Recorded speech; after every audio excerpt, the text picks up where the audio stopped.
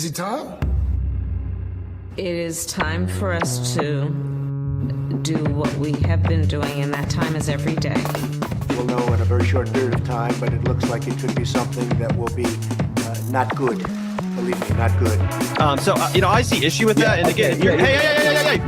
You're not going to be able to insult your way to the presidency. That's not going to happen. I don't know who created Pokemon Go,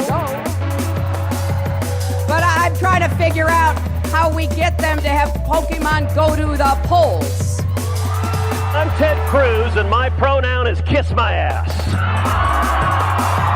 So when you think about it, there is great significance to the passage of time in terms of what we need to do to lay these wires, what we need to do to create these jobs.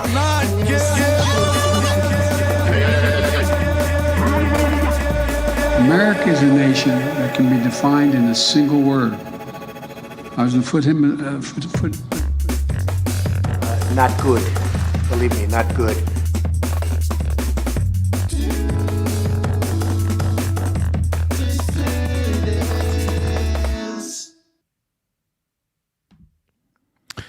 Hello, everyone. A pleasant good Friday evening to you all. This is the Do Dissidents podcast. Welcome, everybody. My name is Keaton Weiss. Russell's got to unmute that microphone, but as soon as he does that, he'll be ready for his intro. Thank you guys very much. Russell Dobular is here now and audible. Hello.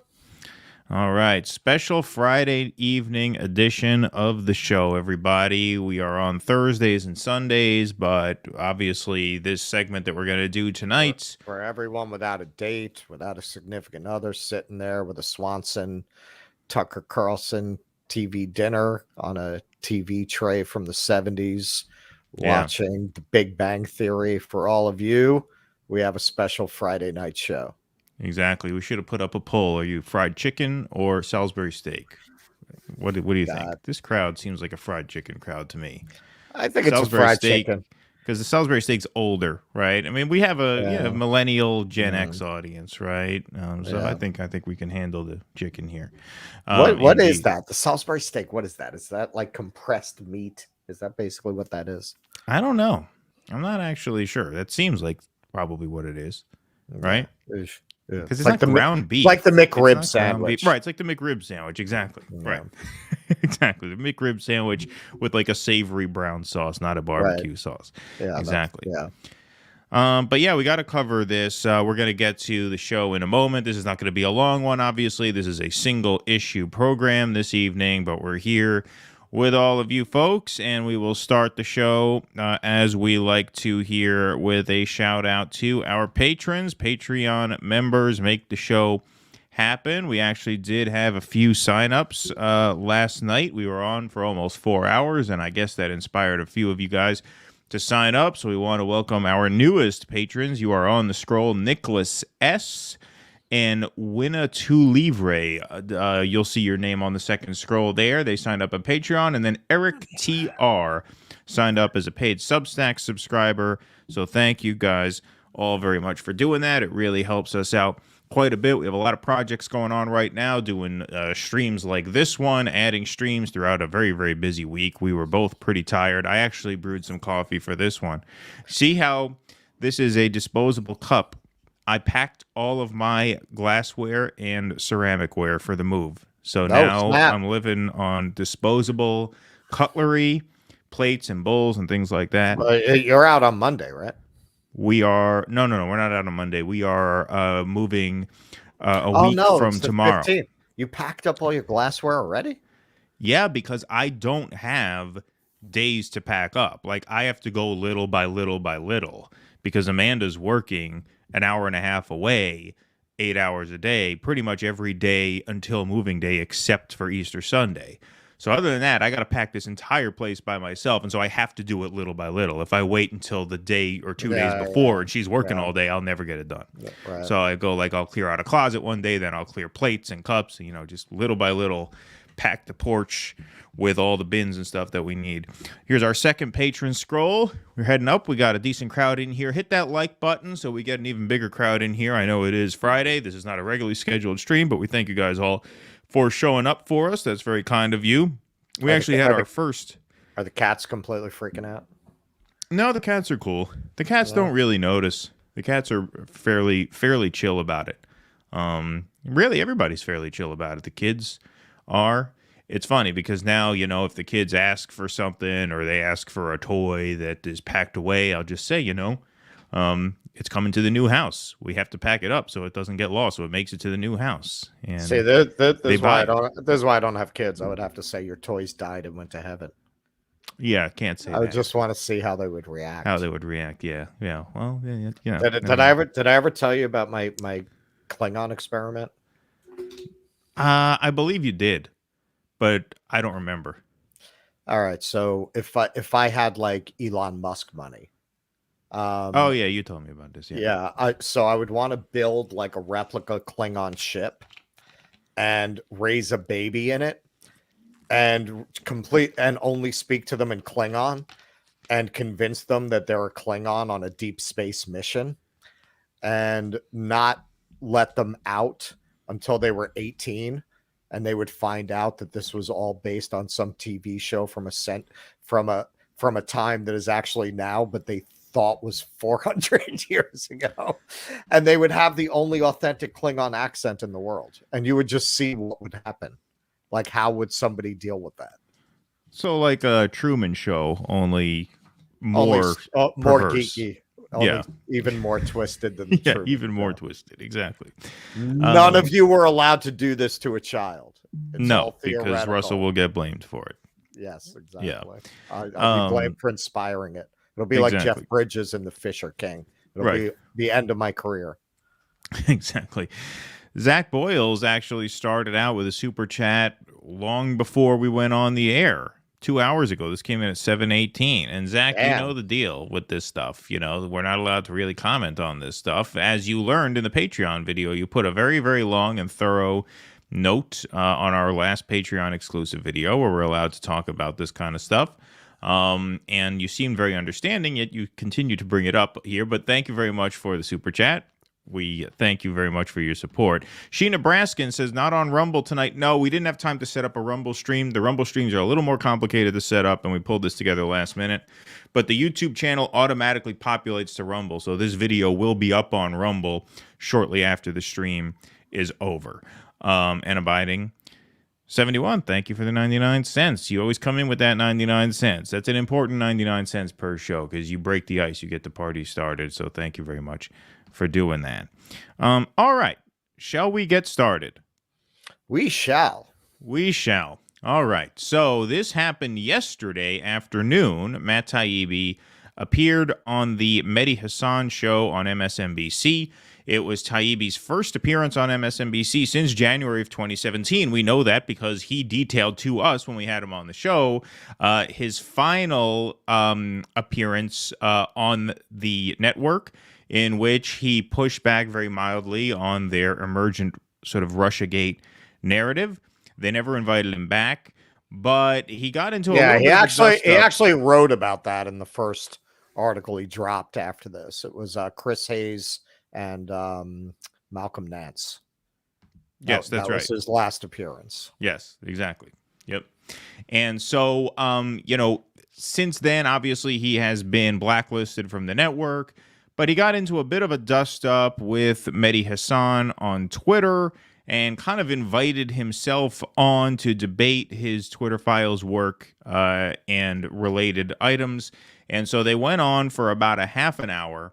And it was really kind of a tough watch. There are some other programs, some other peers of ours played actually the whole thing, the entire half-hour video, and just did a live sort of commentary on it. And, you know, my hat's off to them for doing that, because that takes obviously quite a bit of time and patience, which is time and patience that Russell and I do not have, and we would rather play a sort of more condensed version of this debate. We have 3 different clips, 2 that sort of went viral on Twitter that we feel we just sort of have to play for the sake of fairness and objectivity. But then I also want to play an exchange towards the beginning of the interview. It was really more a debate than an interview. But before we get into the video, I do want to start by just sort of addressing some more recent conflicts that have come up between Matt Taibbi and Twitter. So he published this note. Sorry, I took ourselves off the screen there.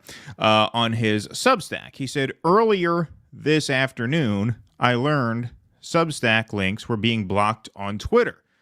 Since being able to share my articles is a primary reason I use Twitter, I was alarmed and asked what was going on. It turns out Twitter is upset about the new Substack Notes feature, which they see as a hostile rival.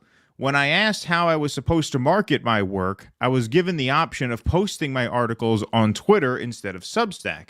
Not much suspense there. Insane. It's fucking insane. It's horrible. Yeah. I'm staying at Substack, he says. You've all been great to me, as has the management of this company. Beginning early next week, I'll be using the new Substack Notes feature, to which you'll all have access instead of Twitter, a decision that apparently will come with a price as far as my future Twitter Files reports are concerned. It was absolutely worth it, and I'll always be grateful to those who gave me the chance to work on that story. But man, this is a crazy planet. Have a great weekend, everyone. He's on vacation with his kids next week. So it sounds like not only is he going to basically leave Twitter, I mean, he'll probably still post on there from time to time, but he's not going to be sharing his work there anymore.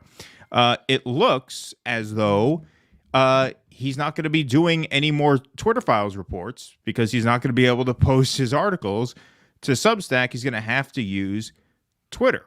Now, we said when Elon Musk took over that we'd rather have... It also sounds like he's implying that Elon told him he's not going to have access anymore, because he said, apparently I'm not going to be able to. So that seems to imply to me that there was a conversation. Apparently I'm not going to be able to do what? Apparently will come with a price. Instead of Twitter, a decision that apparently will come with a price as far as any future Twitter files. Well, no, this is what I mean. Well, that suggests to me that he was told he's not going to have access to the material anymore.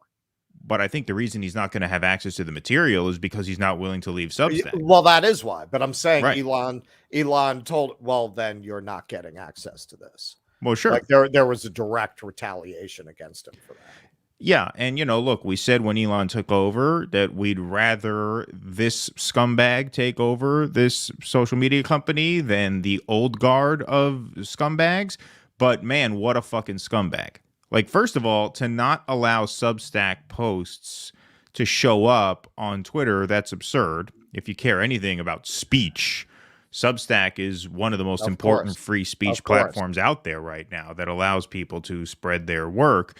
To not allow those links because they launched some in-app feature that you consider to be a rival to Twitter. I mean, Substack is still nowhere near in the same league as Twitter in terms of its reach and the sort of broadness of its audience. And so it's just absurd. And not only is it absurd, but number two, I don't even know that that's true. I don't even know that's what's happening, because we have a Substack and it was just so weird. And this is the way these fucking tech billionaire bros operate. Elon, they're just bulls in china shops. You can never understand exactly what they're saying or how clear they are about whatever their intentions are moment to moment. We have a Substack. I use the Substack. I tweet out the Substack link when we have a live stream going up or when we post an audio podcast or a written piece. But we always put out on our Substack when we're going to go live. So a few hours before we went live this evening, I posted on Substack, hey, live at 9:15 this evening. I shared it to Twitter. First few minutes, I saw nothing. I'm like, I guess that's because the Substack links aren't sharing after all. Then I tweeted out the YouTube link, and sure enough, 15 minutes later, I see the Substack link there. So what's going on? There's no clarity there. Dude, I have been having a problem with my Twitter not wanting to show sensitive content ever since I started using it again after not touching it for years.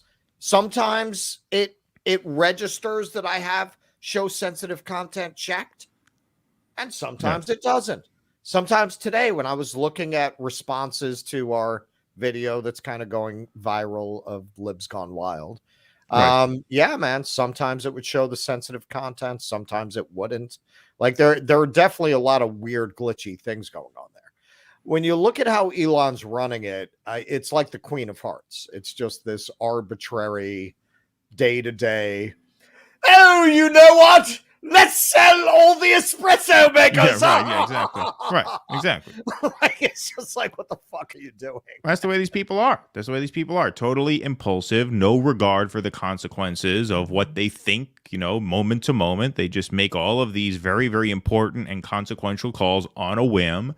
Right. Look, man, if for no other reason than that Matt Taibbi makes his living on Substack and gets his work out there through Substack, and he did this reporting for you, that alone should have been reason not to do this, not to pull this boss move where we're not going to share Substack links. Like, it's just an extremely disloyal thing to do, principles notwithstanding, right? It's just a very, very disloyal thing to do to not only Taibbi, but obviously Barry Weiss seems to have had a falling out with Elon a while back, but she has her publication on Substack. Schellenberger is on Substack. So what the fuck are you doing? Like, what the fuck are you doing? Why?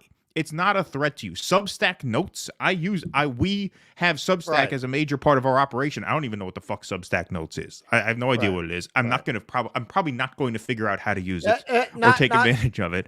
The idea that this is a threat to him is just absolute nonsense. And it's just absolutely inexcusable that you would do this, because like one of the reasons why we're trying to build a Twitter following is precisely so we can share our Substack articles with the press of a button. What Russell and I used to have to do when we would write an article or when we would post a YouTube video, we had a spreadsheet, an Excel spreadsheet of about 220 Facebook groups, and we would have to go through and we would have to post the link in all of those groups. That's how we promoted the show before we had an organic following here on YouTube. That now, thankfully, we don't have to do that anymore. But the articles, we still would have to do that because it was the only way to really get them out there. And the idea was, okay, let's get a Twitter game going so that we don't have to do this every time we write something. And now the idea that like we can't do that anymore, I mean, that just really sucks. It's horrible. And there's no reason for it. None whatsoever. Well, because look, the libs did not go to Mastodon because it was too hard. It was too hard. They were all like, let's go to Mastodon. Oh, I don't have any followers here. Nobody's here. I'm not. How does it work? I can't figure out how this works. You think they're going to Substack Notes? Right. Yeah. They're not going to Substack Notes. Even if it's more user friendly, they have as much of an issue with Substack as they have with you, if not more. They're not going to Substack. Exactly. It hosts transphobes and right. Anybody could say whatever they want there. That's really scary. It's actually genuinely free speech. Right, that's actually free speech. Whatever the fuck you're doing over at Twitter day to day. Right. Wait, what are you going to ban Thai divers tomorrow? Like, exactly. Who knows what the fuck's going on over exactly. Twitter. Like Substack is actual free speech. There actually are no community guidelines at Substack, right? It's you say what you want. As long as you don't get sued, it's not our business, right? Twitter still has rules. One day Garland Nixon's gone, one day Scott Ritter's gone, then they're back, then they're gone again. Then they're gone. Right, exactly. It's just absolute madness. Well, and it's always hard for people to imagine a precipitous fall of these figures, but a lot of these tech companies have gotten by on a low interest rate environment that we've had since 2008. Just saying in the stock market, everyone's a genius in a bull market. Well, you could say that in Silicon Valley too. Everyone's a genius in a low interest rate environment where you can just keep borrowing money to keep the party going. Right. So when you look at what he did with Twitter, it's not even in dispute. He grossly overpaid for it. Twitter was never profitable. It was never able to make money. They never really figured out how to monetize it. And you could see him desperately scrambling around trying to figure out how to monetize this thing that didn't make money before. Right. Exactly. And I think that's part of it. And it's very arbitrary. And I think you could get away with this stuff when there was a lot of cheap money around. But a lot of guys like Elon may end up being exposed as not being the brilliant business tacticians that they were made out to be No, when they can't just get billions of dollars from the bank anymore. They're not brilliant at all. They have a lot of testosterone. They're very high risk, high reward people. That's why most of them fail, because the ones who succeed, they succeed basically because they get lucky, right? They're very impulsive, right? I mean, these are the kinds of guys who will go into a roulette table and they'll throw 10 grand on red and just, okay, whatever, either I win or lose. That's how they do business most of the time. Right? There's not any genius or calculation behind it. It's once you get enough capital, you can weather enough losing bets to the point where if you hit a couple of jackpots, you look like a genius, right? That's really all it is, right? But a lot of these guys never win, and that's why a lot of these, entrepreneurs, right, fail. That's why most of them fail. Right. So anyway, that's why you see all these MIT grads giving hand jobs at the bus station. Exactly. Got to.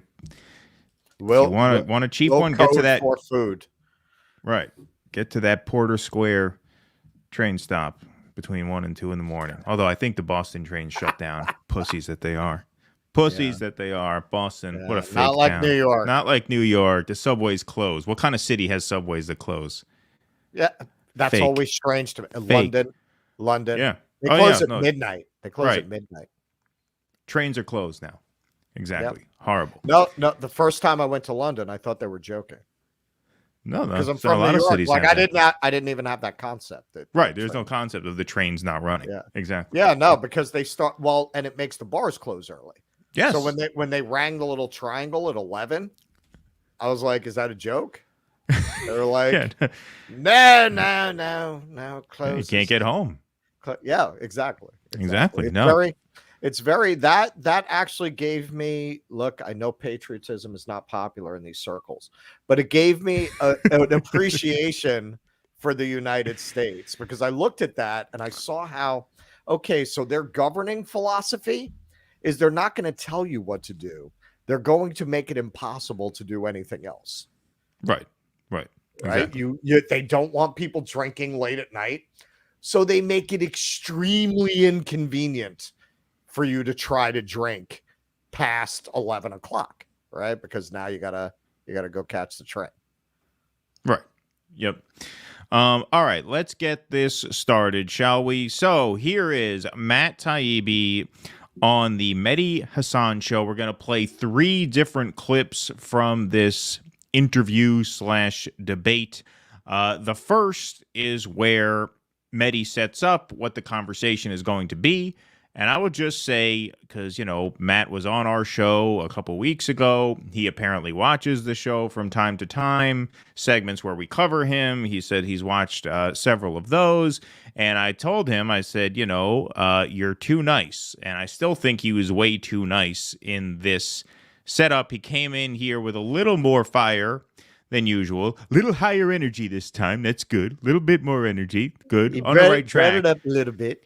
Brought it up a little bit. But I would have gone into this interview, rhetorically and figuratively speaking, obviously, I would have gone in guns blazing. If I were invited on MSNBC after a 6-year blacklist period, I would have gone in understanding this is both my return and my swan song. I'm back here again. I'm never coming back. And this is the last time. I would have gone in screaming at this guy. I would not have let him ask me anything. I would have been completely hostile. I would have berated this piece of garbage until he hung up on me. That's how I personally would have handled it. I would not have gone in there with a debate. I would not have gone in there expecting a fair hearing. I certainly would not have gone in there expecting to win over any of his audience, who are the dumbest people in the history of this country. And so I just would have gone in and I would have just had a good time lighting them up. He apparently tried to play it a bit cooler with mixed results. So let's get started, shall we? You would have gone Carrie prom scene. Exactly. Well, yeah. So I was going to say it's not the best analogy given the host, but we won't get too much into that. Anyway, let's go. A lot today. You've already started. And Matt, we're going to disagree a lot today. You've already started with disagreement, so let's start with some agreement. Should the FBI be wasting so much time and taxpayers' money flagging so many tweets to Twitter? In my view, no. Okay, stop right there. Scumbag. Lying, grifting, scumbag. You're already deflecting from what this conversation is supposed to be about. This is not about a waste of government time and resources. This is not a question of efficiency. This is a question of, do you believe intrinsically that expression, not even freedom of expression, not even the First Amendment, let's not even get that conceptual right off the bat. Do you believe that the exchange of ideas and thoughts is a good thing or a bad thing? That's the question you have to start with. So right off the bat, well, do I think that the FBI should be wasting taxpayer dollars by looking into social media? No, that's not the point. That's not the point. And it's important that he started off that way because this whole interview is designed to sort of obfuscate what the whole project that Taibbi has embarked on actually is and actually signifies, right? It's all just this sleight of hand. Well, you have to remember when you go on to MSNBC, and nobody knows this better than Taibbi because nobody's written about this more extensively and with more detail than Taibbi.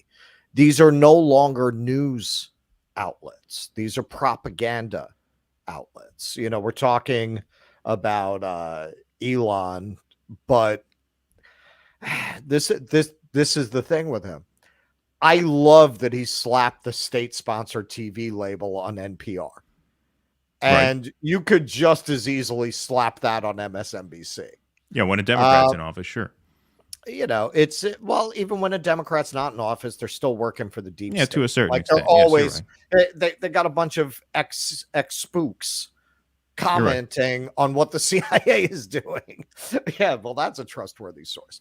One of the points that Taibbi made in the first article he dropped, the MSNBC Sucks article, is that as a reporter, you have to have a skepticism about any intelligence agent who's coming to you and telling you that this, you know, a fact, you need to check it and double check it and triple check it. And he points out how MSNBC has veered off in this direction since 2017, where as long as somebody in the CIA or the State Department or the FBI or the Department of Homeland Security, as long as they whisper something in your ear, you can say sources familiar with the matter say. Right. And that's it. And that's their whole, they consider their due diligence as journalists done. No double checking, no triple checking. If anything, traditionally reporters treat those sources with particular skepticism because you know they have an agenda. They're trained liars. Right, exactly. That is literally their fucking job. Like, what would make you think that people in the intelligence services are not lying to you in order to fulfill some deep state agenda? What would make you think that? That's not unlikely or half likely. It's more likely than not that they're lying to you. Yeah. So at that point, that is state TV. So for his whole job here is to discredit the Twitter files. He has no interest. This is not, you're not going back to the old days of Face the Nation, and it's not 1965 where they're sitting here and, well, we're going to have a discussion. That's not what's going on here. He's going in to destroy Matt Taibbi. That's the only thing on his mind. And the tactics that he uses throughout are debate team tactics. If Taibbi gets any purchase, he overwhelms him. He yells over him. He deflects. He'll create false equivalencies. He'll put a framing on it that then you've got to try to fight your way out of the framing to get back to what you're talking about. He just keeps, it's like boxing. He just keeps tying him up every time he tries to throw a punch so that he can't get any momentum going on the argument he's trying to make. And Hasan can feel with some confidence that he's playing to an audience that's never even looked at the Twitter files. Right, they don't know anything. And could give a fuck what's in it. That's what makes his job so much easier. That's what makes it so much easier to build a narrative, because once you build a narrative, it's very easy to frame every argument and every piece of information inside that narrative, right? That's why, quote unquote, conspiracy theories catch on. And I'm not someone who's particularly hostile to those theories. I actually think more of them are true than a lot of people think. But the whole framework of a conspiracy theory is you accept the conclusion as a given from the outset. So if the conclusion is a given, it's very easy to frame all of those facts as being in support of a certain idea that you have taken for granted is correct from the outset. Right. And so that's all you have to do on MSNBC. It's very, very easy. That's why Russiagate was so successful for them in terms of bringing in the ad dollars, because they, from the outset, Trump did collude with the Russians. There was a conspiracy to take power in this country between Putin and Trump. So as long as we know that going in, we accept that going in, then, of course, all of these pieces of quote-unquote evidence have a lot more legitimacy in the eyes of their audience because they already know the conclusion going in, even though it's wrong. Anyway. Well, this is something else Taibbi pointed out in his article, that he talks about that last appearance, how Mada was actually getting ready for her show as he was fucking late. See, I just tried to drink my seltzer and I didn't take the cap off. How Mada was setting up for her show right as he was coming off Chris Hayes' show. And I guess it was in that episode she was making this formulation, which she made very often during the Russiagate years. Because the FBI is not telling us it's not true, well, why aren't they? If this just wasn't true, why wouldn't they just tell us that? Well, clearly there's something there, or they would tell us. Right. And the reason you can frame that as this suspicious sort of chapter in an, evolving whodunit story is because you already know when and where and how the murder takes place. Right. And so everything seems like it's this puzzle that's fitting into place. Right. Even though in all those cases, it obviously was not. All right. Let's get back to the video here. The FBI have far too cozy a relationship with social media companies? Yes, I agree. But do your files provide evidence of government censorship? Pause again. I would have pounced down his throat again here. This is actually gets more to the core of this just sort of irreconcilable disagreement that we have with the libs on this. And this is because they have no actual critique of power.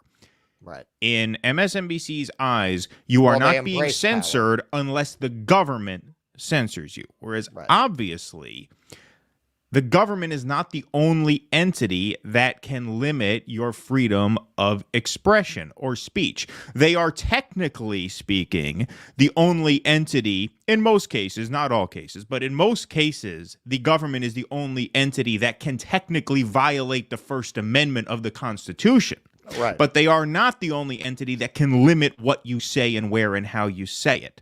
And so the question, once again, comes back to, do you believe in the expression and exchange of ideas? Not even in the right?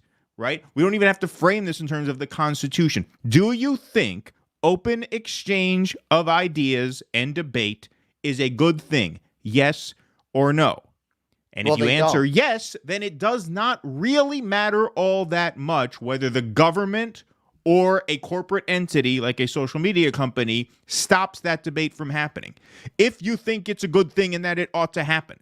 Now, what a lot of these ghouls will not tell you is that they don't think debate and expression of ideas is good.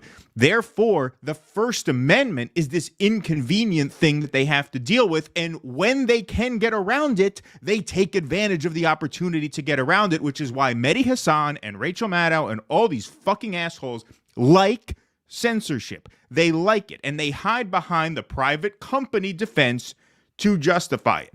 So if I'm Taibbi there, I'm jumping down his throat again. I would have reamed this guy twice by now. Twice in the first, what are we, 9 seconds in? I'd have ripped him 2 assholes already. Well, and that's why Matt Taibbi's on MSNBC and we're on YouTube. Exactly.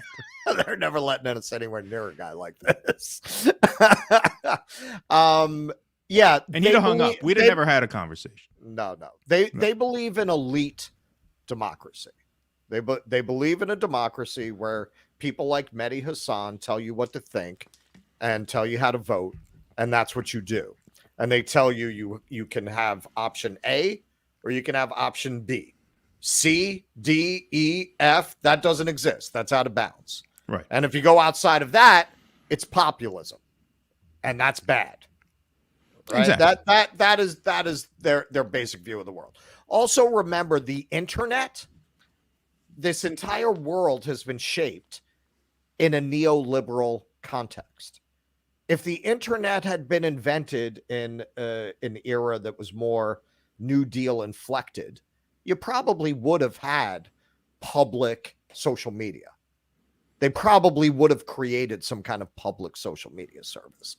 But this entire phase of history has taken place within this neoliberal context. So it completely went in the direction where all of the power went into the private sector with really no or very little input from the government. So as a result, you have control over speech in private hands that in effect constitutes the ability to censor because we allowed it to evolve in that way. Right. Yep. All right, here we go. I don't think so. Let's just take the very first example you cited in the very first thread, which went mad viral. You wrote, by 2020, requests from connected actors to delete tweets were routine. One executive would write to another, more to review from the Biden team. The reply would come back, handled. Now, that sounds bad, but aside from the fact that the Biden team was not the government at the time, it turns out that at least 3, maybe 4 of those 5 tweet URLs that you linked to, that they link back to non-consensual nude images of Hunter Biden. Why was it wrong, Matt, for the Biden campaign, not the government at the time, to ask Twitter to enforce its own terms of service against people basically posting revenge porn? Do you understand why people question your credibility on this whole project when you omit such crucial context right from the get-go? Okay, lot to unpack there. First of all, that slide that he showed was one of, as I recall, about 40 slides on night 1, volume 1 of the Twitter Files drop. The main thrust of that piece was not these 4 links of Hunter Biden's dick that the Biden campaign wanted taken offline. The main thrust of that was the spiking of the Hunter Biden laptop story by the New York Post. And we saw very obviously there that Twitter was unclear about why they needed to classify that story as being limited, first banned outright, and then limited in reach as hacked materials. It was clear from the Yoel Roth emails that they did not feel comfortable categorizing it that way, but they felt they had to spike the story because a lot of their team felt tremendous pressure not to let the Trump campaign have an October surprise that may have been Russian in nature, and B, there was a letter signed by 50 intelligence officers, government agents, by the way, saying this looks like a Russian op. So just because Trump was president, based on nothing, just because Trump was president does not mean that the government was not involved in pressuring this social media company into spiking that story, right? So that is, one point that I think I would have jumped down his throat again. Especially, we know that the intelligence services, i.e. the deep state, hated Donald Trump with a passion. Of course. One of the points Taibbi also made in the piece that he dropped is the 2 FBI agents who were involved in a relationship who wound up getting fired because their anti-Trump texts were revealed, and it's calling I think it was Russiagate like an insurance policy. It was the insurance policy, yeah. They hired them to MSNBC. They work for MSNBC now. So what are we talking about here? You are state media. And this is the whole thing. And this is where, you make a good point about just kamikazeing this appearance. This is like almost literally if the CIA and the FBI and Department of Homeland Security had its own TV station and you're going on there to debate censorship. Right. Exactly. All right, here we go. First of all, the reason that's important is because the ordinary person can't just call up Twitter and have something taken off Twitter. If you put something nasty about me on Twitter, I can't just call up Twitter and talk to the government liaison, whose name I won't mention on the air, and say, hey, can you take care of this? And have them take care of that. That doesn't work for the ordinary person. The Biden campaign could do it. Donald Trump could do it.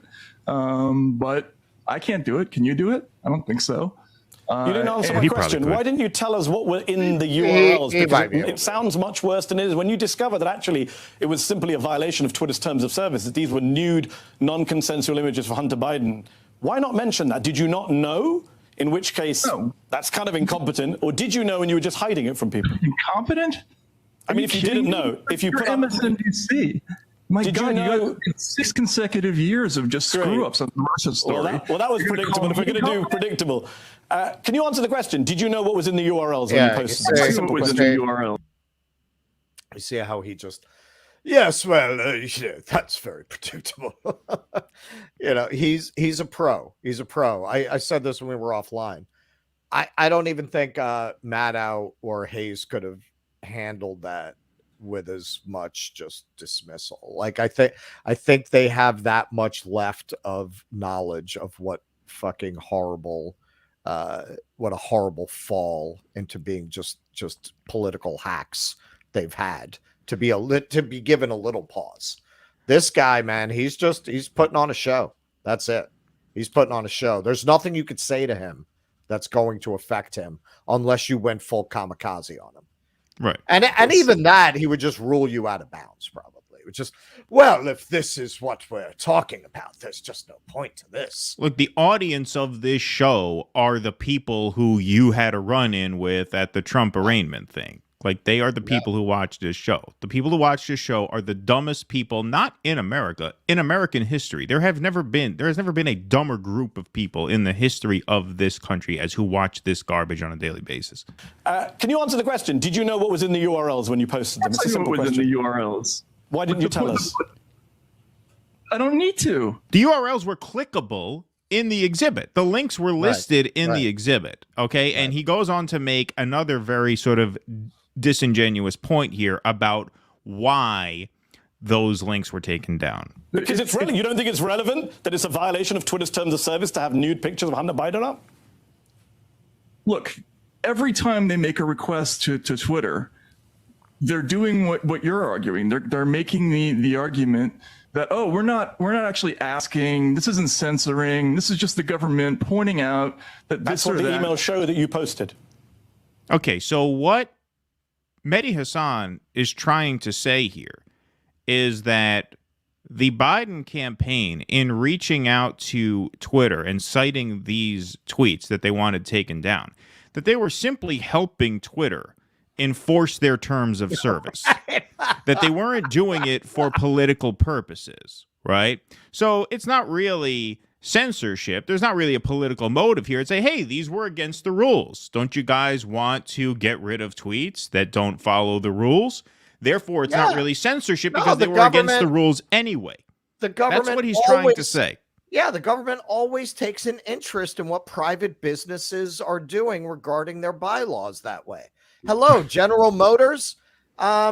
We understand that you're offering True Coat in Iowa, and some of the customers are not getting True Coat. That's in violation of your terms of service. Do you want to look at that? We're just trying to be helpful. Right. We're just helping you out here. We're helping you.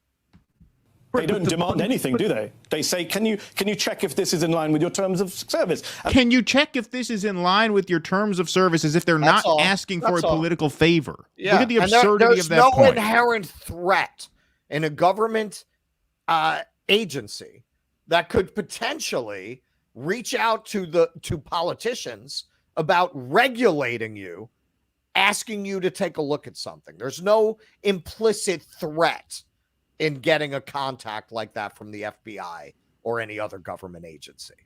Right. And those URLs weren't. So I'm wondering why you wouldn't mention that.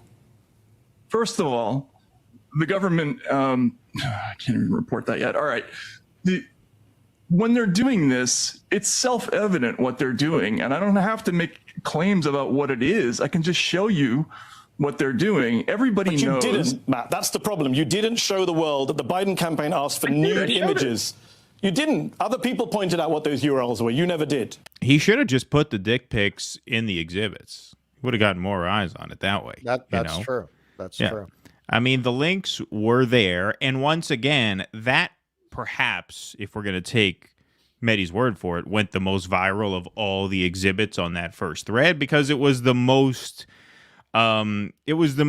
scandalous in terms of text, right? In terms of saying, you know, the Biden team would write Twitter and then they would write back handled, right? It sort of looks the most like a mob transaction thing. But obviously the substance of that first volume was all about the spiking of a legitimate news story from a vetted outlet, vetted outlets. This is just one component of that.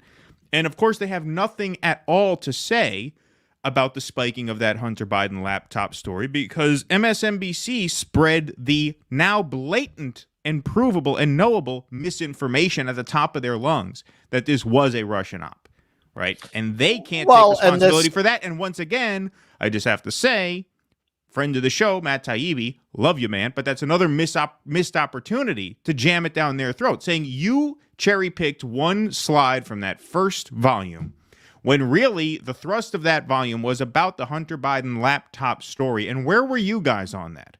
Where were you guys on that? And the fact that you got that so wrong so often at the top of your lungs, does that not undermine your credibility as a news outlet? Hasan would have shut him down before he got halfway through that sentence. Yeah. Like if you tried to come back at them like that, you're right. They would have ended up cutting the feed. Well, you had to do it that way. It's the only way there's to no handle point this. to just screaming at each other, so I'm just going to end this. Jimmy Dore was on the air earlier this afternoon, and I caught some of it. And he said it was a mistake to go on, and I think he's right, because the only way to handle this was to do it the way Jimmy would have done it, was he'd have slammed back a few cocktails, and just as soon as that red light was on, you'd have just gone. Right. Go until they throw you off. Fuck them. Fuck them and fuck their audience, most importantly, right? Who are you on there to please, right? Nobody. It's a no-win situation. So have a good time, get your digs in, and let them kick you off. That's what I would have done. To me, that was the only way to really handle this. All right, a cowbell. They seem to like cowbell. Yeah, right. Yeah, right. Bring a cowbell. That's what you did. Just ring a cowbell, into the camera and a bullhorn. Yeah, exactly. All right. So let's go on to, okay, so that was the part that you're not going to see on too many other recaps, because I sort of picked that out myself because I thought that was very, very relevant. These next two clips did make the rounds on Twitter earlier this afternoon, back into this morning. In fact, I think these have been circulating since last night, probably. So here's the first one where Mehdi Hasan points out a couple of errors in the reporting. The Election Integrity Project in the Twitter files, which Stanford and the University of Washington founded to monitor attacks on our elections. And you say some stuff about them that a lot of your critics say is not true, and that affects your credibility. You said the EIP was founded in response to the government dropping its proposal for a disinformation government. Well, there you are. We're quoting you on screen. It wasn't. It was formed 2 years earlier. You suggest it was government funded, even though during the 2020 election that you're covering, it wasn't. You say they labeled 22 million tweets as misinformation in the run-up to the 2020 vote. They didn't.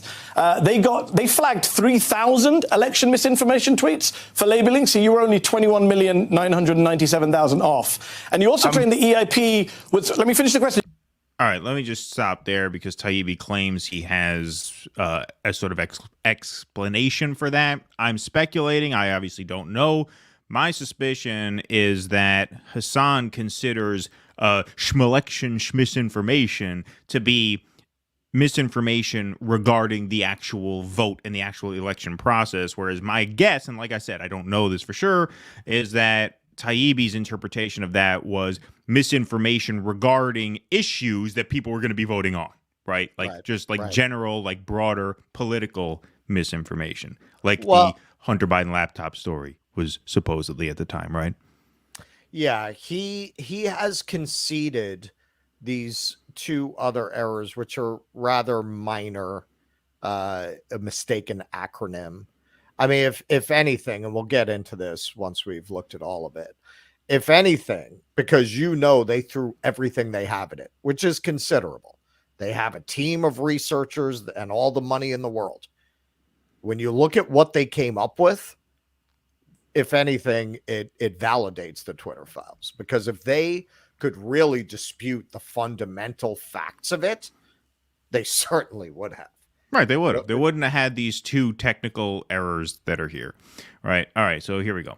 You can come back in. You also claim the EIP was partnered with the government Cybersecurity and Infrastructure Agency, CISA, to censor Twitter, but you mix up CISA, CISA, a Homeland Security Agency, with the Center for Internet Security, the CIS, which is a non-profit. In fact, you added an A to CIS. I think people can see it there in brackets.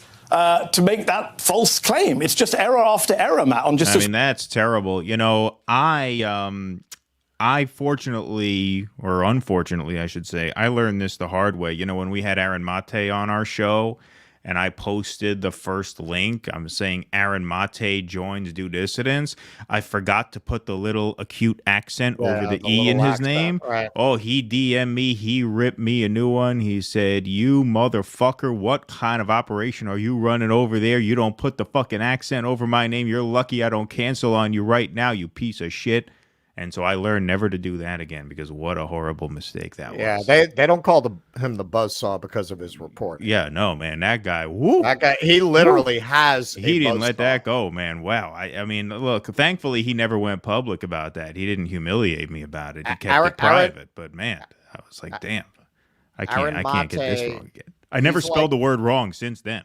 I've always been very precise in my spelling and my all those sort of, not just the punctuation, but the, you know, the accents on the C's, whatever they call the little 5 thing. I forget what it's called. Yeah, I make sure, dot all the I's, cross all the T's, literally. There's what people don't realize about Aaron Mate. He's like if Michael Myers sublimated his homicidal impulses into journalism. You get Aaron Mate. You have no idea what it's like to deal with that crazy bastard. Oh my God! Wow! But you know, it was good. It was. I get phone calls at 4 a.m. I know it's him. He just breathes. It taught me a valuable lesson. Not to add letters or omit letters or omit commas or question marks. You know, I've been very careful about that since that incident. It's true. And you know, we're on good terms. He's a good sport. He let it go. You know, if he can forgive the Vanguard boys, he can forgive me for that, right? Yeah. Right. Just Aaron, stop calling me, man. I know it's you. Let it go already. One topic. But the other ones aren't. The 22 million number came from their own report. Yeah, where did it came from? A report in March. Do you know what the 22 million number is, Matt? Can you tell me? Because we checked. 22 million is the number of tweets about election misinformation that they just mapped. How many tweets were they? The ones they actually flagged to Twitter before the election. 22 million came after the election. It wasn't in the run-up. They flagged 3,000. So you were off by 21,997,000. It's another error. They said a lot of things. I stand by my story. You stand by what story? You stand by 22 million were flagged in the run-up to the election, even though that number came in March 2021, which was after the election. No, this came in their report after the election. Which was about some total of tweets that they counted on the election. What they flagged to Twitter was 2,980 tweets, I believe. So that's nowhere near 22 million. Come on, what? You got something wrong. You got CISA wrong. Why did you add A? Okay, Matt, why did you add A in square brackets? Do you understand why people worry about? I actually thought that. And why didn't you fix it? I just checked the tweet before I came on air. It's been 3 weeks since it was flagged to you. Why not fix it? Do you not have editors at the racket? I didn't realize that until now. Okay, and what about the date? You got the date wrong when it was found. You said it was founded in response to the Disinformation Board. That was last year. Well, because Stamos is saying in the video that we were sort of created to fill the gaps But no, that's not what you say in the tweet. That's not what you say in the tweet. The SIO was created in 2018. No. You say, this is what you say, that the EIP was created after the public uproar paused the disinformation board. That's wrong. You need to correct that as well, don't you? After the... That's what your words. You say, to quote you, after public uproar paused the Orwellian Disinformation Governance Board, Stanford created the EIP. That's wrong. Well, that's what they say. You don't need sources, Matt. You could check the EIP website. It says it was created in 2020. Well, that's the date that I just said. And the Disinformation Board was 2022. Okay. All right. Well, then that is an error. Yeah, I think what happened there is he got the elections fucked up, the midterms and the 2020 presidential race. That's probably what happened. And he in his follow-up, he concedes that those were errors. But the 22 million, he says there's going to be a forthcoming article on this. He's not conceding that as an error. The other two, he is. As I said, if that's what they came up with, and I'm sure they poured through every line, every assertion, every fact, they came up with an acronym and a mistake on a date. That's it in all of this. I mean, sorry, go ahead. The other stuff, at one point, he was saying, how do you know it's the CIA? And Taibbi was talking about, well, his sources looked at it and said it looks like something coming from the CIA, but he didn't actually say it is. He said it looks like that would be the source of this. So that was what he was doing throughout. He was trying to throw in these issues that most of the people listening wouldn't even know what the hell they're even talking about because they've never looked at the Twitter files. The entire intention was, you're sketchy, you're incompetent, you don't know what you're doing. This whole thing is deceptive. And that was it. It wouldn't have mattered what his response was. He would have just kept coming back at him that way. Obviously, the goal was to cite a couple of errors and then claim that because you made these couple of errors that you didn't catch until I caught them now, that calls into question the entirety of every volume that you have put out, right? And the reason why that works on MSNBC is because the audience of the show, and there's a running theme on this program, folks. I blame voters and I blame audience members. This is about the people who are absorbing this. It's not just about not our audience, not our audience, but it's not just about the people who are putting out this stuff, whether it is Democratic Party politicians or media people. It is about the predispositions, of the people on the receiving end, right? I mean, he's saying this to a willing audience. All his audience wants is a talking point to use the next time they get into a conversation about this, if it ever comes. They're not looking for an understanding. Right. They're not looking to actually understand the issue. They are looking to get a 20-second sentence or two that they can memorize and repeat in public. That is all they want.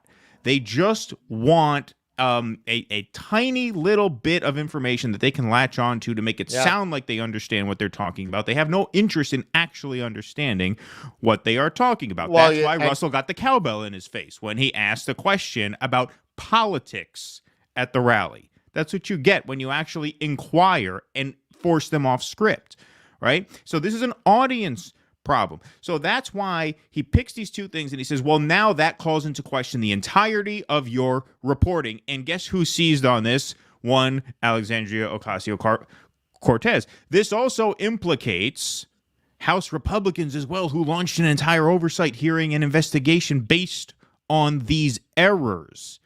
Did GOP oversight not fact check or double verify any of these claims or read the reports cited before wasting tons of public time? Once again, same attack he used at the very start. Waste of taxpayer dollars, right? Was there actually a moment where Pelosi reached out her black gloved hand and said, "Join me and your journey to the dark side will be complete"? because well, it is just amazing how far she has fallen. I mean, she is such a shitlib at this point. I mean, she's not even nominally progressive anymore. Like, she's just one of them now, entirely, body and soul. She's one of them with a hipper, browner, millennial update brand, right? It's yeah, updated branding, right? All right, so let's get on to our last clip here.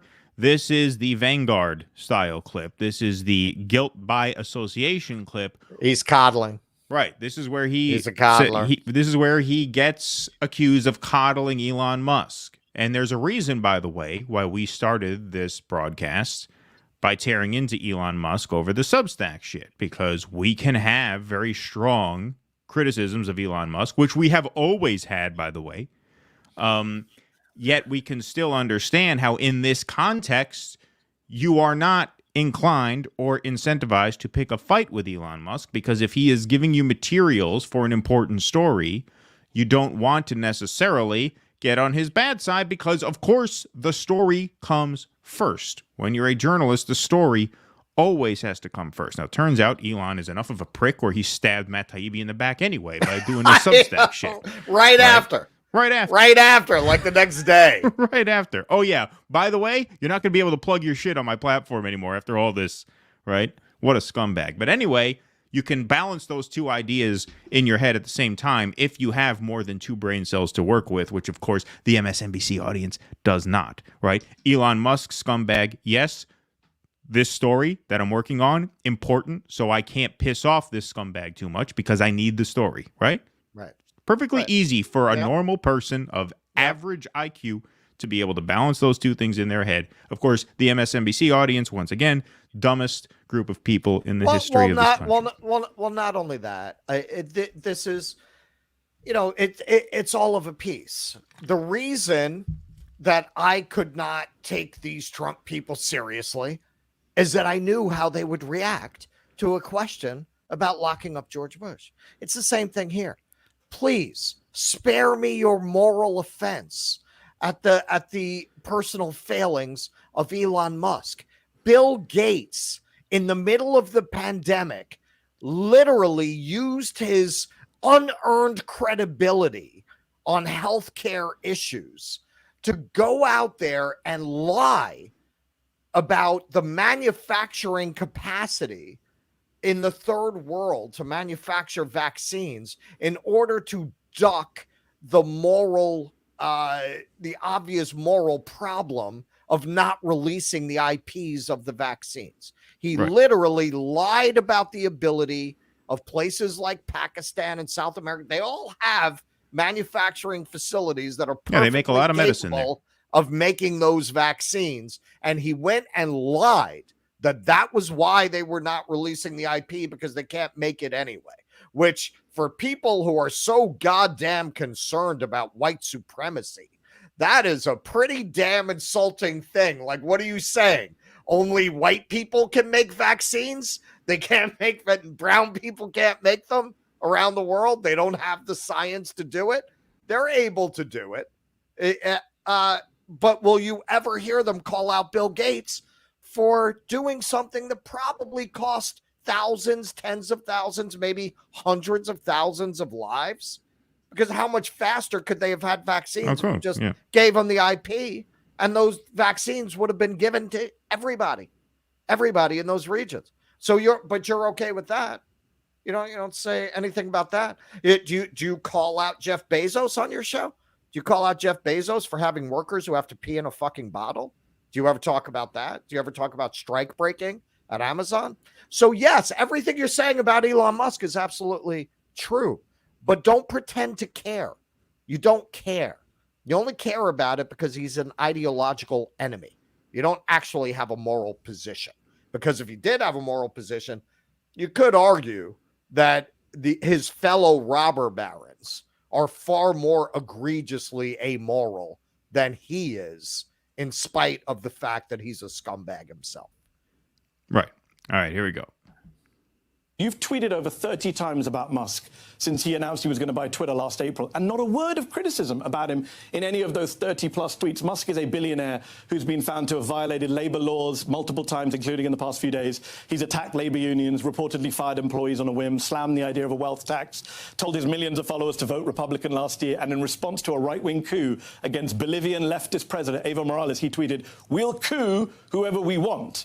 And yet you've been silent on all of that. How did you go, Matt, from being the scourge of Wall Street, the man who called Goldman Sachs the vampire squid, to being unwilling to say anything critical at all about this right-wing reactionary anti-union billionaire? Hello? Am I still on? Yes, you're still on. I'm just wondering how come you've never criticized Musk despite all that? Look. So I like Elon Musk. I met him. This is part of the calculation when you do one of these stories. Are they going to give you information that's going to make you look stupid? Do you think their motives are sincere about doing X or Y? And I didn't. I thought. I mean, I did. I thought his motives were sincere about the Twitter files, and I admired them. I think he did a tremendous public service in opening the files up. But that doesn't mean I have to agree with him about everything. And Agreed, I agree with you. But you never disagree with him. You've gone silent. People would say that's access journalism. No. A guy from MSNBC right. talking about access journalism. I mean, this is just so not from MSNBC. Access journalism. Yeah, I mean, this is the coddling offense. Their entire team is a monument to access journalism. How many people are working there that they didn't pluck from government? Right, exactly. The entire operation is an access journalism operation, right? That's where there's the pipeline from like defeated moderate Democrat senator to MSNBC contributor, right? That's the revolving door. Right. Yeah, I mean, it's just fairly. Wait, when are you guys going to do your groundbreaking report about Nancy Pelosi's insider trading? When are you going to cover that? When is that? Yeah, I mean, the idea that he owes it to you to what? Criticize Elon Musk on the air? Why? Right. Why? Right. That has nothing to do with the story. However, again, it's just a virtue signal to the audience. Right, but when you get into to put on the strategist hat, look, he's doing a good job for what he. I mean, the ruling class doesn't hire these people for nothing.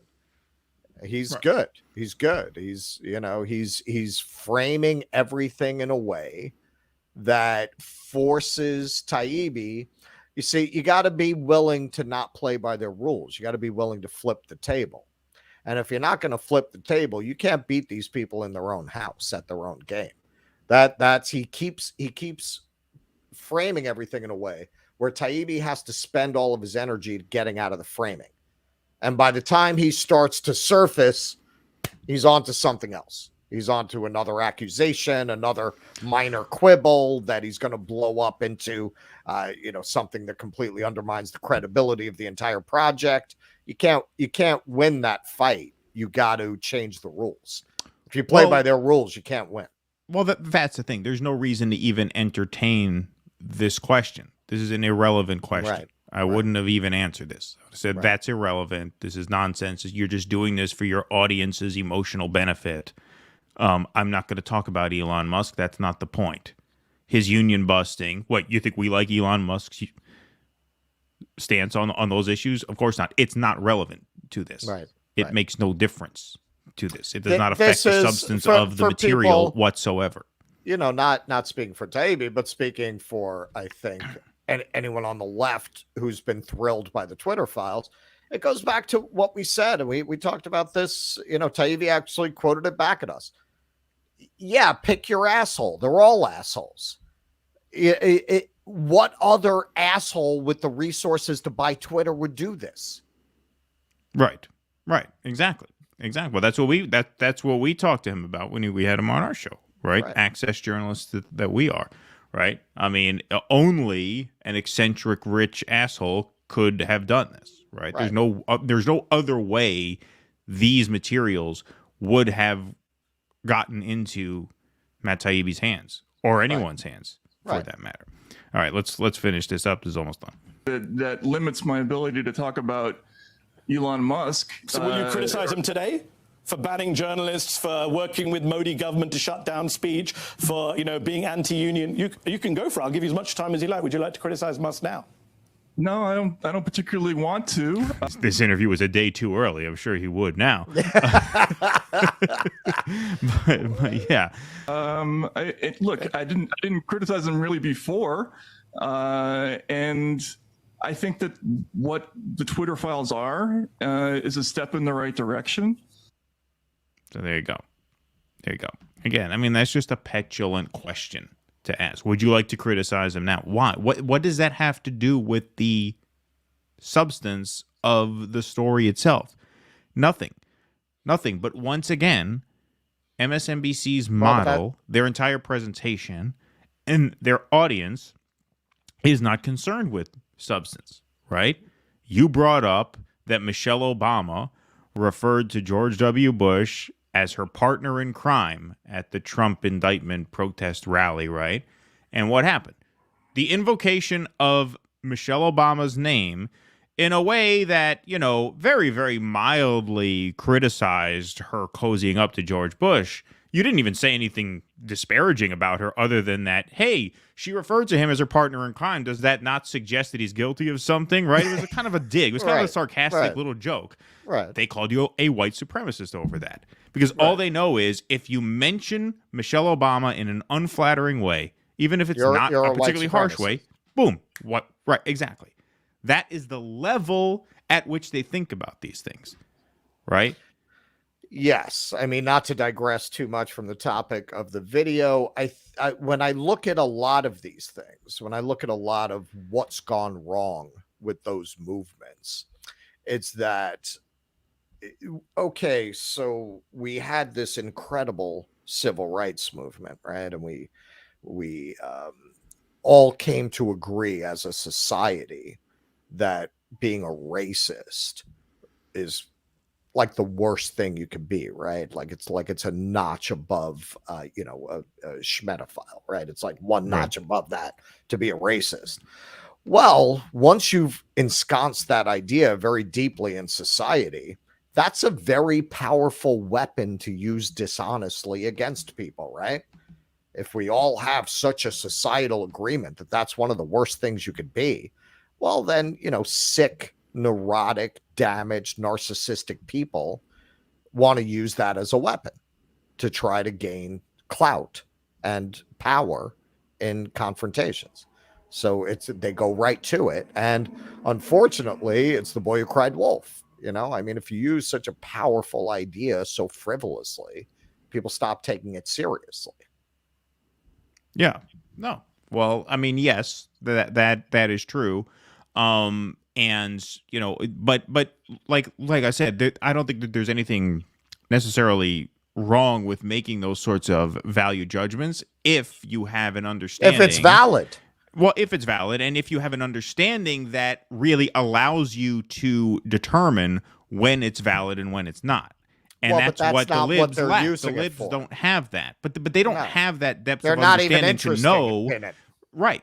To know when they can actually invoke that in a legitimate way and when they're just using it as a weapon. Like they don't know enough to be cynical. Like there were some people who commented on that video, these people seem like paid actors. Those paid actors, they're CIA ops.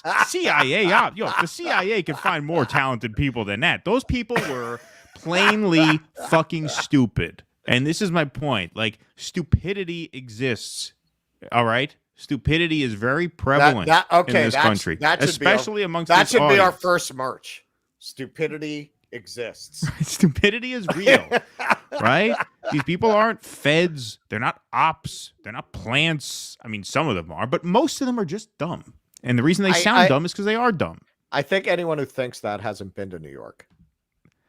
I mean, I think people who think that don't talk to many people who they disagree with, like in real life. Like it's one thing to have an interaction with someone online, because online you don't really know who anybody is, right? So online it's like, is anybody who they seem to be, right? But you talk to people in real life who are plainly who they say they are. They just have opinions that are really fucking stupid. That's pretty common, right? That's pretty common. You don't have to, we don't have to get paranoid about this. Think that everybody who has an opinion like that is on the payroll. No, a lot of people are just not that bright. Yep. Now you know who the person on the other end of that Twitter conversation is. Exactly. They're probably a lot like the people in that video. Exactly. That's who you've been arguing with for 4 days. Exactly. All right. Do we want to delve into this national review piece? I want to take a look at that because it's kind of important to me, because Taibbi explains why he did the show, why he made corrections afterwards, and why that's very different from MSNBC. I think it's important to get into that a little bit. All right. So here, I'm assuming you're talking about this section here. Yeah, right. Just had a very contentious interview with Mehdi Hasan, who made me aware of 3 errors in the Twitter files, which, as a responsible journalist, unlike MSNBC, which has not corrected years of huge mistakes, I am now retracting/correcting. And then he goes into the date fix here, right? A few hours later, Taibbi once more expressed his frustration with Hasan. Part of the job is facing critics and making corrections. This is how we arrive at truth in a free press system. I went on Mehdi Hasan today to defend the Twitter files precisely because MSNBC hasn't engaged in this process across years of Russiagate reports, he wrote.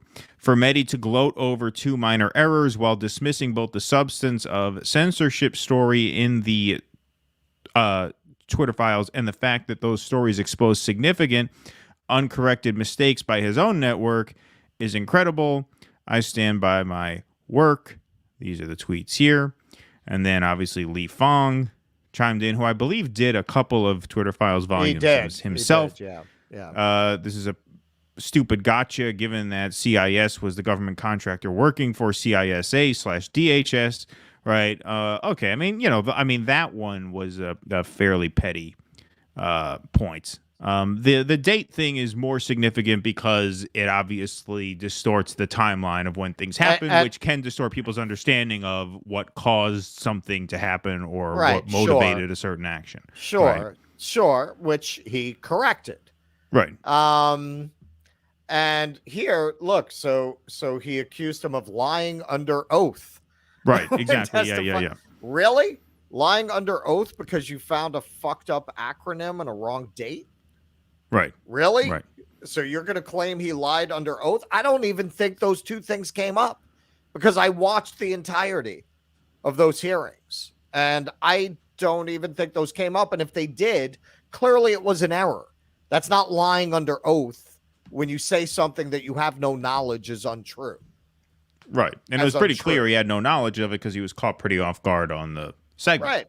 And now he corrected it. That's how it works. That's called journalism. You try your best. People have errors. That's why they have retractions. Why would there be retractions? You're not always going to get it right on the first time. It's the first draft of history, right? So the point that he's making here, I mean, that's just incontrovertible. In the end, for MSNBC, of all places, to be talking about factual errors and competence. I've said it before. MSNBC is to news what grape drink is to grape juice. It's just this sugary facsimile of something that's good for you that is absolutely destructive to your body. Right. Absolutely. All right, let's take some super chats, shall we? We shall. All right. Let's see. Tusker, thanks for the $10. You say thanks for pulling it together last minute for us. Well, thank you, Tusker. It's always a pleasure to see you guys, so we are happy to do it. Chris Bishop, if you know the civil rights movement and recently the Newburgh sting, you know how dangerous the FBI flagging social media posts is. Yeah, the Newburgh sting. Chris is a Newburgh guy. I'm a Newburgh guy. I believe I sent you the link. That film is available on YouTube now. I don't know if it's supposed to be, but I don't know if it's like a copy that somebody got a hold of.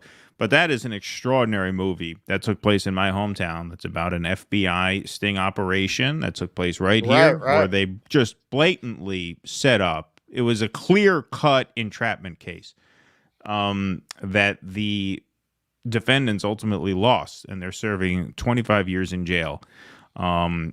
it was absolutely obscene what happened to them, and I would love to actually show that film if we can. I don't know. It was on HBO. My friend actually worked on that film, and it premiered at the Tribeca Film Festival in 2014. I actually went to like the second or third screening. It was a packed house. HBO bought it. They aired it, and now it's not on HBO Max. It's not on any of the streamers. Like, you can't find that anywhere. I don't know what happened. But I would love to be able to screen that because I think it's a really, really important movie for people to watch. But thank you, Chris. Taya. Thanks, Taya. The diacritically challenged in the community. Thank you. Well, thank you, Taya. Thank you for the $10.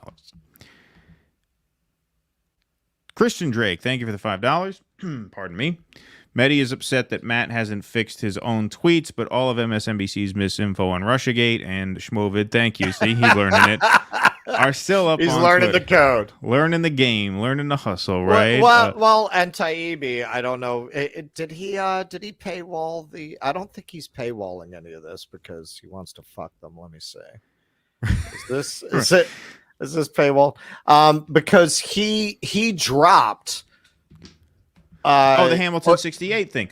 Well, yeah, I mean, those were the two major MSNBC, stories. I'm looking at it right now. MSNBC mentions Hamilton 68 over 100 times. And he has just what shows it was on, what date it was, where they just have all of these completely factual errors right here. So Don Jr. and Russian bots this means the Russian intelligence services want us to release a highly classified memo. So this was how they were spinning the Nunez memo, which turned out to be 100% true and showed that the FISA warrants were granted under false premises. And they all were trying to spin it based on stuff they were getting from Hamilton 68. Yeah, this is a Russian op. It's Russian. It's right. just... Right, and yeah, for people who don't know, because we covered both of those volumes drops, right? So, like, the two major revelations of the Twitter files so far, pardon me, were the Hunter Biden laptop, which was volume 1, and then the Hamilton 68, which I believe, if my memory serves me right, it's like volume 9 or 10, something like that. Those were the two big ones. So what Hamilton 68 was this liberal think tank that posed as this sort of operation that was sort of sniffing out Russian bots and Russian trolls, right? And they ended up just giving Twitter lists of like thousands of handles who they baselessly deemed foreign. And we saw in those volumes, people, just ordinary people, were being throttled, either banned, suspended, shadow banned, right? They would put those limited reach filters on their stuff because they were suspected of being Russian handles, right? Or foreign handles, right? These sort of like malevolent foreign actors. This one here mentioned borscht. Right. Total complete bullshit. Tens of thousands of handles were just for no reason deemed Russian. And those were the two major findings. And of course, Mehdi Hasan, MSNBC, they have no way to take down either of those two main threads. And so they found two technical errors that they forced him to, do a sort of mea culpa on, and he did. And now they obviously have nothing else. But you're right. No, they don't correct any of their mistakes because, like we said earlier, all they're doing is jamming data points into a narrative. Whether the narrative is true or not doesn't really matter to them, and whether the data points are true or not don't really matter to them. It's can they fit these data points in sequence to tell the story that they want to tell, whether it's true or not. When Trump is found not guilty, they are going to come up with the explanation. They're not going to say this was a terrible mistake by Alvin Bragg to do this. He will be a hero. He's going to run for mayor one day, and I think he'll win, right? They never fuck up. It's always that Trump gets away with everything because whatever, he's a billionaire, he's a rich man in a suit, and he's white, and he just gets away with it because there's just this vague unfairness to the system that they don't tend to critique in a systemic way. They only tend to pick convenient people who they say, you are the beneficiary of an unjust system, right? Just that same thing that Russ was saying earlier, right? They'll rip Elon Musk a new asshole.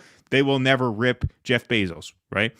In the same way. Or Bill Gates. They worship Bill Gates. Right. Well, yeah, Bill Gates. Even Howard Schultz, right? I mean, now he took it on the chin a little bit with the Bernie hearings and everything. But when he was threatening to run, he was threatening to actually run for the nomination back in 2019 because he was afraid that either Bernie or Warren would win, and he didn't want that. Right. And then, they did not chide him for that. Right. I mean, they basically said, well, he was like the Mike Bloomberg guy before Bloomberg threw his hat in. Right. So they're extremely selective about who they target. They never have an overall systemic critique of this stuff because, well, all you got to do is don't watch the shows, just watch the ads, right? Why does Boeing advertise on MSNBC? Are consumers in the market for a 737? No, that's just an open bribe, right? Boeing, Monsanto. Yeah. Monsanto always advertises on there. Most people have a farm. They're going to start a farm. Right. They need seeds from Monsanto. Exactly. Tusker, thanks for another $5. Writing articles involving 15 security state alphabet agencies using Twitter as the journalistic outlet. I'm surprised he didn't have more typos. Yeah. I mean, I don't know. I mean, yes, I was surprised that he was able to get those threads out as quickly as he was. You had to plan that out really in advance because there's a character limit. So you have to really space out, okay, what's going to go where. I still barely understand how to use it. Yeah. But look, I mean, whether they were typos or not, they were fairly minor errors that he was able to correct when he was called out for them.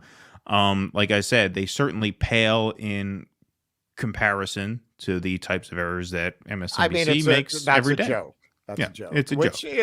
He made that point a couple of times, MSNBC talking about incompetence, but that's the thing, and that's where Jimmy Dore really had a point of why even go on there? That's like going on the Hunger Games show with Stanley Tucci and expecting him to join you in a critique of the Hunger Games premise and a society built around that, the sacrifice of youth. Tucci's character's job is to normalize that system. Right. Okay, let's do. Okay, I guess we got two more, right? Virtuoso. By his logic, we should all be tweeting at Mehdi Hasan for not going in on Comcast and their unethical business practices. Well, yeah, no, I mean, that's a very good point. If you're gonna give Taibbi shit for not questioning his higher ups, then why would it be out of bounds for Taibbi to say, "Hey, well, how do you feel about Comcast?" Right? It's ranked the worst company to work for. Yeah. Yep. No, I think that is that's a very good point, Virtuoso, and thanks for the donation. I guarantee you Newberg is on BitChute. What is that? I don't know what that is. Long story short, and Red Z have cryptic super chats. I don't understand what they are all the time. BitChute is a platform. It's one of the platforms because the Quartering is on there. I mentioned that to you, that he's on a bunch of weird platforms I've never heard of. Oh, so you're talking about the Newberg Sting. You're talking about the movie might be available there. Maybe that's what he's talking about. Yes. That's probably it. Okay. Interesting. All righty. Well, I guess that's our show tonight, is it not? Look at that. We still did an hour and 40 minutes, despite only having one topic. Not bad. Well, look, man, we have a great audience. We have great chat. So, we hang out a little longer. Of course. It's always worth it. Always good to see you folks. We had a big crowd in here, too. 400 people in here on an impromptu stream. That ain't too bad. So hit that like button on the way out, and please subscribe to this channel if you have not already. That's very, very important. Let's see where we're at. How many people subscribed while we were on here today? Let me check the phone. Let's see how we're doing here. We're at 8249. Can we get to 8260 before we leave? It's loading. I can't. 8253. Can we get 7 more on the way out? I keep missing this one. Okay. So BitChute is a video platform. Oh, okay. Chat misspelled it because we're not supposed to know what it is. I got it. Apologize. Okay. I apologize about that. I didn't know. That's for YouTube. We didn't know. I did not know. I don't know what it is. I'm not up on that shit. I'm really not. I mean, we're so busy doing the show, like we keep meaning to do research on these alternate platforms, and we've been having a hard time getting to it. Intern, indeed. Eric T, you're who signed up for our Substack this week. Good to see you here.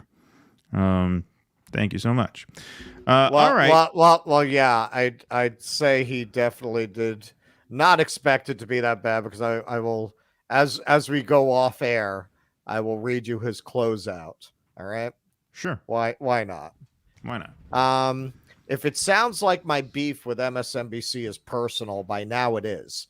Take the Twitter files. When first presented with the opportunity to do that story, my first reaction was to be extremely excited, as any reporter would be, including anyone at MSNBC. In the next second, however, I was terrified, because I care about my job and knew there would be a million eyes on this thing and a long way down if I got anything wrong. If you've ever wondered why I look 100 years old at 53, I don't think that's true. No, I don't think so. I think he looks pretty good. It's because I embrace this part of the process. Audiences have a right to demand reporters lie awake nights in panic, and every good one I've ever met does. But people who used to be my friends at MSNBC embraced a different model, leading to one of the biggest train wrecks in the history of our business. Now they have the stones to point at me with this "what happened to you" routine. It's rare that the following words are justified on every level, but really, MSNBC, fuck you. Well, I noticed when we interviewed him, the thing that surprised me when we interviewed him, I always knew, he had a good sense of humor that comes through in the writing and all that stuff. But I was surprised when we interviewed him how free he was in talking about all these people who he couldn't stand. Like, normally when you interview a higher profile person, not that we've interviewed many, but we've interviewed a handful of people with careers, like people with people with things to lose. We've interviewed a handful of them. They tend to be a little more guarded, about what they say about who they say it about, right? But not him. No, I mean, I could not believe he quoted back to me that line about Debbie Wasserman Schultz, raisin face and Medusa hair, because that's a real, that's really a third rail, is mocking women for their looks. Like, you're not supposed to do that. We do it because that's kind of our brand. Our brand is saying things we shouldn't say, right? Yeah. But that's not his brand, really. We know our niche. I was very surprised that he went there. But that was not the only instance. Like, when we asked him about Maddow, he didn't hold back on that, right? He didn't hold back about the MSNBC question. That's the freedom of being cast out, know, at another point.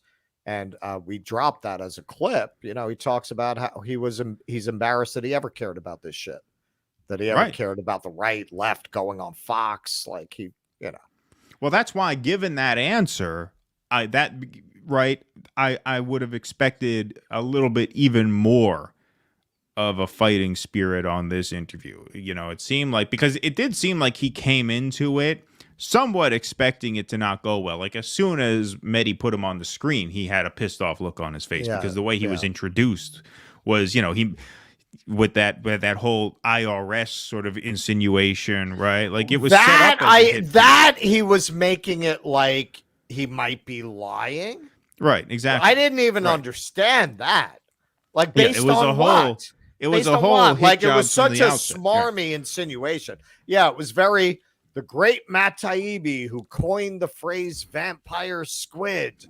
Right. But now he claims the IRS came to his house, but and he never says anything about why you should be skeptical about that. That's why I say he's a good propagandist, because he communicated that it's slimy somehow, but he never explained why. He never gave you a reason to be doubtful of that story. Right, exactly.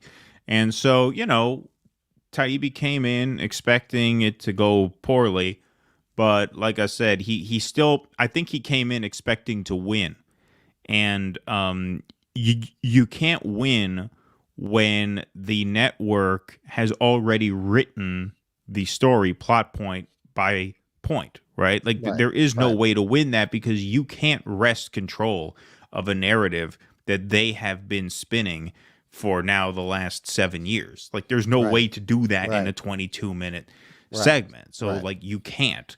All you can do is go in there, you know, Butch Cassidy and the Sundance Kid, right? I mean, that's the only way you can do that, right? And their audience will hate it, but fuck their audience. Burn it to the ground. Right. You don't do it for their audience. You do it for the online audience when clips surface and, you know, douchebags like us comment on it, right? You know, that's the audience you have to play to, because whoever's watching that, I mean, fuck, they're, you know, forget it. There's no reaching that. That's the cowbell in the face crowd, you know. All right, that's everything. That's our show, folks. Thank you very much. We will see you. We'll see you on Sunday, Sunday night, 7 p.m. It's going to be Easter and Passover, but we will put together a show for you that night anyway. I call this the counter cowbell now. The counter cowbell, yes, exactly. There's like, if I were a superhero, my arch nemesis would have a cowbell. At the next event you go to, you have to bring that. Yeah. So that you can counter the cowbell with the singing bowl. Yeah. That would be fun. All right, everybody. Thank you very much. Subscribe to the channel on the way out. Patreon.com/DoDissidents if you want to support this show. Help us make more of this content. Every little bit helps quite a bit. And please give us a like and a subscribe. On the way out the door, have a good Friday night. Have a good Saturday. Have a good Easter and a good Passover. And hang out with us Easter Sunday night. And after your Seder, we will be here. Thank you guys very much. Be safe. We're gonna kill a drifter and resurrect him. Yeah. Well, that's yeah. Not literally. Well, what do they say? What's the Passover? There's the hiding of the matzah. Well, what do they call what do they call the? Yeah, we went through this once. We did go through. Yeah, you know, that's right. Well, back in the old days, somebody in the chat helped we did go through this once. The Hafenkonen, right? That's what I was thinking of. That's what I was thinking of. We can have some Hafenkonen together. That was what I was looking for.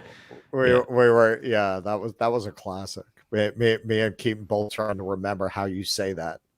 Yeah, because I haven't been to an in-person Seder in a long time. My dad's cousin used to host it in New York City. Dude, it's probably been, they cast me out pretty early, man. I don't know, 30 years maybe since I've been to a Seder. Yeah. For me, it's not quite that long because I'm younger than you, but probably about at least 10. All right, everybody. You'll get there. See you. By the way, we should make a bit of a program note now, as much as it is a little over a week away. Sunday the 16th is my move-in day, so we will not be live on that evening. We will probably do the stream on the following Monday, which would be the 17th, because that's a move-in day, and so I will probably be on the road at 7 o'clock. Yep. But anyway, we'll have more updates on that as the date approaches. Till then, everybody, thank you very much for being here. Be safe. Be well. We'll see you next time. Courage. Please clap.